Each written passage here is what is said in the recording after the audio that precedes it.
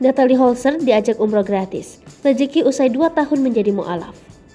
Seolah menjadi rezeki atas kesabarannya, Natalie Holzer diajak umroh oleh salah satu pengusaha travel.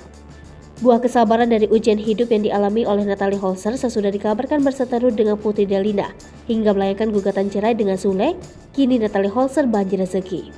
Selain banyak menerima endorse dari berbagai produk, kini Natalie juga disibukkan dengan mengisi beberapa program televisi dan YouTube channel. Yang terbaru, Natalie justru diajak umroh gratis oleh seorang ustadz muda pengusaha travel.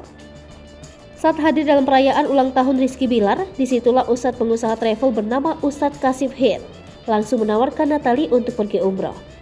Momen bahagia itu diunggah Natalie dalam Instagram story-nya pada Jumat 15 Juli 2022. Natalie tak henti mengucap banyak syukur setelah memilih menjadi mu'alaf. Ia merasa rezekinya datang berlimpah.